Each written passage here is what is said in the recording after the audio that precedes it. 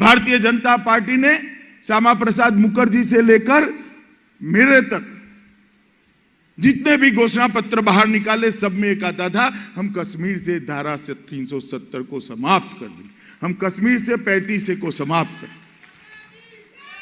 मुझे कई कार्यकर्ता पूछते थे, देश भर में मेरा प्रवास होता कि साहब एक घोषणा पत्र से ये वाक्य कब हटेगा। मैंने बोला आपको क्या आपत्ति है वाक्य से? कि वाक्य से आपत्ति नहीं है, 370 से आपत्ति है, वो कब हटेगा? क्योंकि 2014 में हमारे पूरे बहुमत की सरकार थी, वो पूछते थे। 2019 में आप सबने परिश्रम किया, महाराष्ट्र की जनता ने झोली मोदी जी की कमल से भर दी और पूर्ण बहुमत की फिर से सरकार आई और 5 अगस्त 2019 को मोदी जी ने संविधान से धारा 370 और 35 को उखाड़ कर फेंक दिया और खून का कतरा भी नहीं हुआ, एक गोली नहीं चलानी पड़ी। जो कहते थे खून की नदियां बहेगी, वो देखते ही देखते रह गए और आज हमारा कश्मीर भारत मां का मुकुटमणि आज भारत के साथ हमेशा के लिए जुड़ गया। ये काम तभी होते हैं जब कोई करने का ठान कर बैठ जाए। अभी कुछ दिन पहले काशी विश्वनाथ का कॉरिडोर का लोकार्पण नरेंद्र मोदी जी ने किया। देखा है या नहीं देखा है भाई? जरा जोर से बोलो, देखा है या नहीं देखा है? मैं कई बार बाबा विश्वनाथ के दरबार में गया था और वहां देखकर दिल में से बहुत ऊंडा निश्वास निकलता था। क्या स्थिति है, क्या भव्य दरबार था बाबा का, क्या हो गया। और देखते देखते देखते, और ये स्थिति आज की नहीं थी, औरंगजेब से लेकर आज तक जो भी वहां दर्शन करने जाता था मन मसोकर निकलता था। बाबा के दर्शन का आनंद तो होता ही था, मगर बाबा की स्थिति देखकर बहुत दुख होता था। आज औरंगजेब से लेकर आज तक जितने लोगों ने जी जलाया था, वो सभी का तर्पण नरेंद्र मोदी जी ने कर दिया और वहां पर एक भव्य कॉरिडोर का निर्माण। मैं इसलिए कह रहा हूं कि हम जो कहते हैं वो करते हैं, हमें झिझक नहीं, हमें कोई शर्म नहीं। हम जो कहते हैं वो करते हैं। हमने अयोध्या में राम मंदिर भी बनाया, बाबा विश्वनाथ का दरबार भी फिर से सजाया और विंध्यवासिनी के मंदिर को भी फिर से एक बार बनाने का काम भारतीय जनता पार्टी की यूपी सरकार ने किया है। मित्रों, महाराष्ट्र के अंदर भी संत ज्ञानेश्वर महाराज की पालकी का मार्ग हो, संत तुकाराम महाराज के पालकी का मार्ग का शिलान्यास हो, महुरगढ़ में रेणुका देवी मंदिर, तुलजापुर में तुलजा भवानी का मंदिर, कोल्हापुर में अंबाबाई का मंदिर, संत एकनाथ का जन्म स्थान पैठव, 100 गांव में गजानन महाराज का मंदिर और सीडी के साईं बाबा को एयरपोर्ट से जोड़ना, ये सारा काम आपको माहिती होनी चाहिए केवल और केवल नरेंद्र मोदी सरकार ने किया है, देवेंद्र फडणवीस सरकार ने। कांग्रेस को कभी यह विचार नहीं आता, कभी विचार नहीं आता, क्योंकि उनको उनकी वोट बैंक का डर लगता है कि चली जाएगी चली जाएगी चली जाएगी। हम नहीं डरते हैं। लोकतंत्र के अंदर जन भावनाओं का सम्मान होना चाहिए, जनता की इच्छा का सम्मान होना चाहिए, जनता की श्रद्धा का सम्मान होना चाहिए। और इसी तरह आज मैं बिल्कुल विश्वास के साथ आपके सामने कहता हूं कि प्रधानमंत्री नरेंद्र मोदी जी भारतीय संस्कृति के संवाहक और ध्वज प्रवर्तक बनकर पूरे विश्व के अंदर सम्मान के अधिकारी बने हैं। इसमें हम सबको गौरव होना चाहिए। कोरोना महामारी आई, देश भर के हेल्थ सेक्टर के पंडित जो जानकार थे वो शंका व्यक्त करते थे कि भारत का हाल क्या होगा। ये बात सही थी, कोई हमारे लिए खराब सोचने वाले लोग वो नहीं थे। हमारी स्वास्थ्य इंफ्रास्ट्रक्चर की सुविधाएं ठीक नहीं थी। देश भर में एक ही लेबोरेटरी थी जो कोरोना पॉजिटिव और नेगेटिव बता सकती थी, पुणे में थी। आप बताइए 130 करोड़ देश में एक लेबोरेटरी से भला कोरोना को कैसे कंट्रोल कर सकते? आज हर जिले में 2 लेबोरेटरी है। आज ऑक्सीजन सिलेंडर वाले बेड के संख्या 10 गुना बढ़ चुकी है। वेंटिलेटर वाली संख्या अनेक गुना बढ़ चुकी है। 50 बेड से ज्यादा वाले अस्पताल 2 साल के अंदर सब स्वयं अपना ऑक्सीजन बनाएंगे। ये सारा काम केवल 1.5 साल के अंदर हमने किया है और कोरोना से लड़ते लड़ते लॉकडाउन के समय में किया है। और वैक्सीनेशन,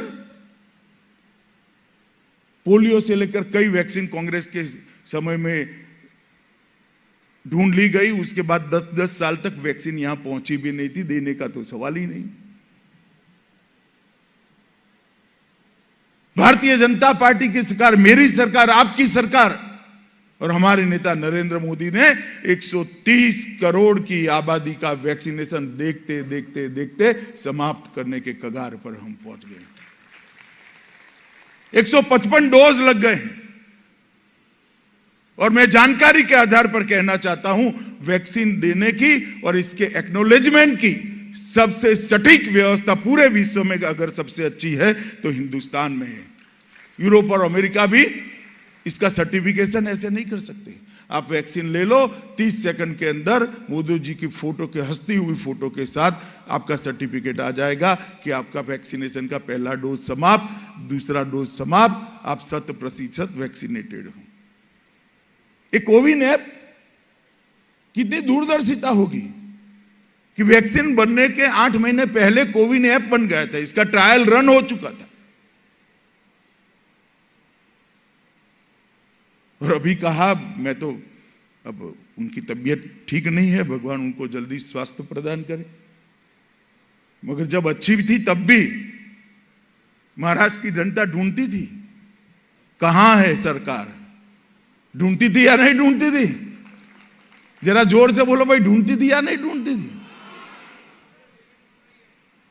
और मोदी जी ने 20 बार सारे राज्यों के मुख्यमंत्रियों के साथ संवाद किया, 3 बार राज्यपालों के साथ संवाद किया, ढेर सारे अस्पतालों के साथ ऑनलाइन बातचीत करी और 130 करोड़ लोगों को कोरोना की लड़ाई के साथ जोड़ दिया। मित्रों, एक बार 65 की लड़ाई के वक्त जब अमेरिका ने धमकी दी थी कि हम आपको चावल नहीं भेजेंगे, तब लाल बहादुर शास्त्री ने देश की जनता का आह्वान किया था कि शनिचर के दिन कोई चावल न खाए, और पूरे देश में शनिचर के दिन कभी चावल नहीं पकते थे। और आज नरेंद्र मोदी जी ने एक आह्वान किया कि आप कोरोना के खिलाफ जागरूकता के लिए घंटी बजाओ। पूरा देश थाली और घंटी लेकर बाहर आकर घंटी बजाता था।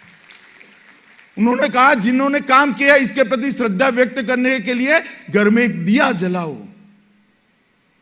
जिसके घर में कोई दिन दिया नहीं जलता था, उसके घर में भी उस दिन दिया जल गया, क्योंकि नरेंद्र मोदी ने आह्वान किया था। उन्होंने कहा, हमें स्वयं शिस्त रखनी पड़ेगी, इसके लिए जनता कर्फ्यू करो, पुलिस कोई नोटिफिकेशन नहीं निकालेगी, एक दिन पूरा देश की जनता बाहर नहीं आएगी। 130 करोड़ की जनता अपने आप को घर में बैठकर बंद कर लिया, कोई सरकारी सूचना के बगैर। ये जो स्वीकृति है हमारे नेतृत्व की, ये जो स्वीकृति है हमारे नेता की, मित्रों, ये हमारी बहुत बड़ी स्ट्रेंथ है।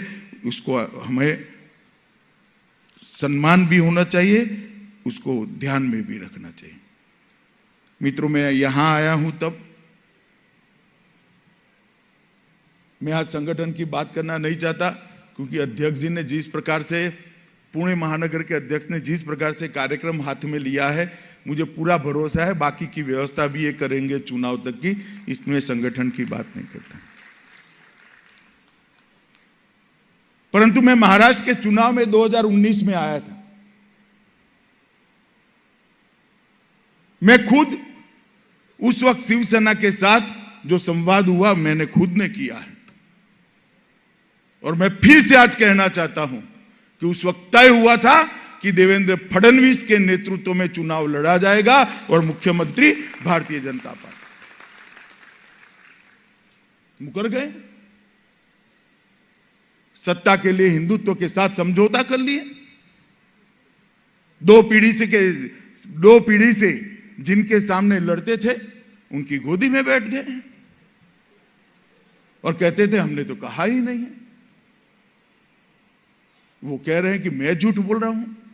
चलो भैया, एक सेकंड के लिए मान रहे हैं, मगर आपकी सभा के पीछे जो बैनर लगते थे ना, उसमें आपके फोटो की और मोदी जी के फोटो की साइज जरा देखना, आपकी 1/4 थी। हर भाषण में आपको मोदी जी का नाम देना पड़ता था।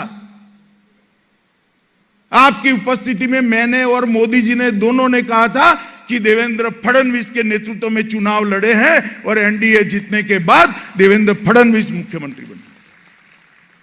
मगर चूंकि आपको मुख्यमंत्री बनना था,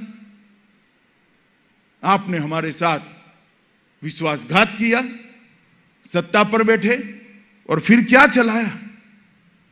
मैं कुछ समय पहले आया था, तब मैंने कहा था कि महाराष्ट्र की अघाड़ी सरकार इस प्रकार की सरकार है जो 3 पहिए वाली ऑटो रिक्शा है, जिसके तीनों पहिए अलग अलग दिशा में जा रहे हैं। मगर मेरी थोड़ी गलती हो गई, मैंने बहुत ऑप्टिमिस्टिकली इस सरकार के लिए सोच लिया। आज मैं उसमें थोड़ा सुधार करना चाहता हूं। महाराष्ट्र की अघाड़ी सरकार 3 पहिए वाली ऑटो रिक्शा है, जिसके तीनों पहिए अलग अलग दिशा में है और तीनों पहिए पंक्चर है, जो चलती ही नहीं है, सिर्फ धुआं बाहर निकालती है और प्रदूषण बढ़ाती है। महाराष्ट्र की जनता के पास जाना पड़ेगा, घर घर में जाना पड़ेगा। क्या यह सरकार महाराष्ट्र का कल्याण कर सकती है? जो महाराष्ट्र आजादी के बाद कई सालों तक हर क्षेत्र के अंदर टॉप मोस्ट रहा, देश का नेतृत्व किया, चाहे कोऑपरेटिव का आंदोलन हो, चाहे औद्योगिक निवेश की बात हो, चाहे उत्पादन की बात हो, चाहे एक्सपोर्ट की बात हो, चाहे डायरेक्ट टैक्स कलेक्शन की बात हो, चाहे कृषि उत्पादन की बात हो, चाहे दुग्ध उत्पादन की बात हो, महाराष्ट्र ने सालों तक देश का नेतृत्व किया। क्या ये लोग महाराष्ट्र को पुराना वैभव दिला सकते हैं क्या? हमने मुकर कर, कोई लाग लपेट के बगैर ये बात लेकर महाराष्ट्र के मतदाताओं के पास, पुणे के मतदाताओं के पास जाना पड़ेगा। ये निकम्मी सरकार है और इस सरकार की पतन की शुरुआत, इस सरकार के पतन की शुरुआत पुणे महानगर पालिका के परिणामों से होनी चाहिए। और लक्ष्य कभी नीचा मत रखना दोस्तों। मैं सुन रहा था, कोई 100 कह रहा था, कोई 110 कह रहा था, कोई 120 कह रहा था। लक्ष्य नीचा मत रखना, जनता ज्यादा देने के लिए बैठी है, मांगने में कंजूसी मत करना। मैं आपको आज बता कर जाता हूं, पुणे की जनता फूल से आपका स्वागत करने के लिए तैयार है। परिश्रम करिए, अपने आप को तैयार करिए। मित्रों, मोदी जी ने डीबीटी किया। हमारा डीबीटी का मतलब क्या है? Direct benefit transfer. मानो एक विधवा है, उसको 1200 रुपया मिलना है, तो सीधा इसके बैंक अकाउंट में पहुंच जाएगा। बीच में कोई बिचौलिया नहीं आएगा कि लाओ माई 100 रुपया लो तो मैं 1200 दिला देता हूं, कोई नहीं आएगा। कोई वृद्ध है, उसको वृद्ध पेंशन मिलती है, तो उसके अकाउंट में सीधा चले जाएगा। कोई विद्यार्थी है, उसको स्कॉलरशिप मिलनी है, तो इसके अकाउंट में सीधी पहुंच जाएगी। इसको डायरेक्ट बेनिफिट ट्रांसफर कहते हैं। ये कांग्रेस, शिवसेना और एनसीपी ने नई व्याख्या बनाई है। कांग्रेस ने डी पकड़ लिया, डी से उन्होंने मतलब निकाला डायरेक्ट की जगह डीलर। शिवसेना ने बी पकड़ लिया, उन्होंने ब्रोकर, और एनसीपी ने ट्रांसफर में कट मनी। हम डायरेक्ट बेनिफिट ट्रांसफर कहते हैं, ये डीलर, ब्रोकर और ट्रांसफर का बिजनेस कहते हैं। बताइए महाराष्ट्र की जनता को क्या चाहिए? डायरेक्ट बेनिफिट ट्रांसफर चाहिए या डीलर, ब्रोकर और ट्रांसफर इंडस्ट्री चलाने वाली सरकार चाहिए? अरे मुझे कहने से क्या होगा, ये पुणे के मतदाताओं को कहना पड़ेगा। वो तब कह पाओगे जब घर घर ये पुस्तिका लेकर जाओगे, मोदी जी का संदेश लेकर जाओगे, चंद्रकांत दादा और देवेंद्र का संदेश लेकर जाओगे। करोगे क्या? सुनाई नहीं पड़ता अभी भी नहीं सुनाई पड़ता। ये लोकमान्य तिलक की नगरी है। तिलक महाराज ने कहा था, स्वराज मेरा जन्मसिद्ध अधिकार है और वो मैं लेकर रहूंगा। शिवसेना कहती है, सत्ता मेरा जन्मसिद्ध अधिकार है, किसी भी प्रकार से मैं लेकर रहूंगा। अब बन गए एक बार मुख्यमंत्री। मैं आज भी कहना चाहता हूं, अगर हिम्मत है इस्तीफा दीजिए, कर दो दो हाथ, तीनों लोग एक साथ में लड़ने के लिए आइए। भारतीय जनता पार्टी का कार्यकर्ता तैयार बैठा है। महाराष्ट्र की जनता भी हिसाब किताब करने के लिए तैयार बैठी। इस प्रकार से सिद्धांत विहीन राजनीति किसी भी राज्य की सरकार पसंद नहीं करती। मित्रों, महंगाई महंगाई महंगाई इतनी छातियां पीटते थे या नहीं पीटते थे? अभी बताओ। अचानक मोदी जी ने फैसला कर दिया कि हम डीजल और पेट्रोल के दाम घटाएंगे। घटा दिए मोदी जी ने। अब बारी आई राज्य सरकारों ने। भाजपा शासित राज्य सरकारों ने भी दाम घटाए और कुल मिलाकर 15 रुपया दाम घट गया। अब इनको लगा थोड़ा सुनने में तकलीफ हुई या क्या हुई। मोदी जी ने अपने राष्ट्र के नाम संदेश में कहा कि भाई केंद्र सरकार ने इतना टैक्स घटाया, इतना पेट्रोल डीजल को सस्ता कराया, अब राज्य सरकार भी थोड़ा करे। भाजपा शासित राज्य सरकार, ओडिशा, काफी सरकारों ने कर दिया, बिहार ने भी करा। अब इनको सुनने में कोई गलती हो गई या उस वक्त उसी विचार चलता है, इन्होंने दारू सस्ता कर दिया। बोले अरे भाई, दारू नहीं करना था सस्ता, पेट्रोल और डीजल सस्ता करना था।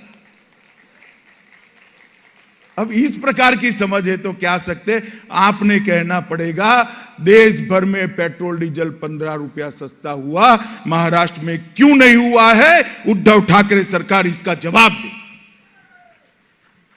दारू नहीं चाहिए, महाराष्ट्र की जनता को सस्ता पेट्रोल और डीजल चाहिए। मित्रों, ट्रांसफर के अंदर कमीशन लेने के इतने केस रजिस्टर हुए, बड़े बड़े लोगों को जेल में जाना पड़ा है। मित्रों, ये सरकार के दो ही लक्षण है, राजनीति का अपराधीकरण और वसूली का शासन। और विंडिक्टिवनेस से भारतीय जनता पार्टी के कार्यकर्ताओं को केस में फंसा रहे हैं। क्या आप समझते हैं भारतीय जनता पार्टी का कार्यकर्ता इससे डर जाएगा क्या? डर जाएगा क्या? डर जाएगा क्या? डर जाएगा क्या? कांग्रेस ने 19 महीने तक हमारी पूरी पार्टी को जेल में डाल दिया था। जब चुनाव आया, दो हाथ करा, स्वयं आपकी नेता इंदिरा गांधी चुनाव हार गई थी, आपको याद नहीं है? और क्रिमिनल केस लगा रहे हैं।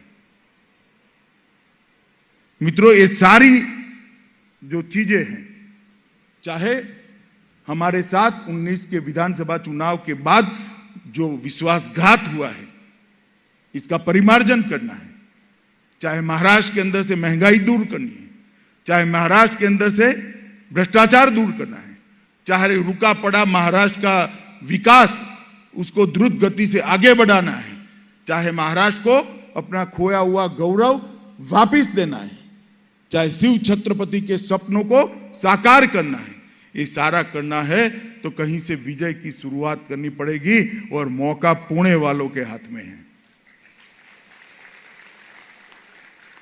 मैं कह रहा हूं, मौका पुणे वालों के हाथ में है। अब आप क्या करोगे इस पर निर्भर करता है। मित्रों, मुझे बताओ, महाराष्ट्र के विजय की नींव, मजबूत नींव डालने के लिए पुणे के कार्यकर्ता तैयार है क्या? जोर से बोले, ऐसे नहीं बोलते। पुणे के कार्यकर्ता तैयार है क्या? तैयार है क्या? दोनों हाथ उठाकर बोले, पुणे के कार्यकर्ता तैयार है क्या? संपर्क अभियान को सफल बनाओगे? हर मतदाता का संपर्क करोगे? मोदी जी का संदेश लेकर जाएंगे? मित्रों, ये बहुत बड़ा मौका है पुणे के कार्यकर्ताओं के पास। कभी कभी एक चुनाव से एक ही परिणाम आता है। पुणे म्युनिसिपैलिटी का चुनाव ऐसा है कि जो एक चुनाव में परिश्रम करने से 2 चुनाव के परिणाम आएंगे। विधानसभा का परिणाम भी आपके ही चुनाव से आने वाला है। अतः मैं ज्यादा कुछ नहीं कहना चाहता। पुणे के लिए, महाराष्ट्र के लिए मोदी जी ने जो कहा है, अभी किया है, उसको अभी मैंने एक सार्वजनिक कार्यक्रम में कहा है और आज प्रेस भी पार्टी इश्यू करने वाली है। मेरा आप सबसे करबद्ध निवेदन है कि इस अभियान को सफल बनाइए, हर मतदाता को घर से बूथ तक ले जाने का प्रयास करिए। कमल के निशान पर बटन न दबाए तब तक आपको आराम का अधिकार नहीं है। इस बात का प्रण लेकर आज यहां से आइए, जाइए और इस स्वर्ण जयंती का वर्ष है। फिर एक बार महाराष्ट्र में शुद्ध रूप से भारतीय जनता पार्टी की कमल के निशान की सरकार बनाने के लिए हम कटिबद्ध हो। यही मेरी विनंती है, यही मेरी अभ्यर्थना है। भारत माता की जय।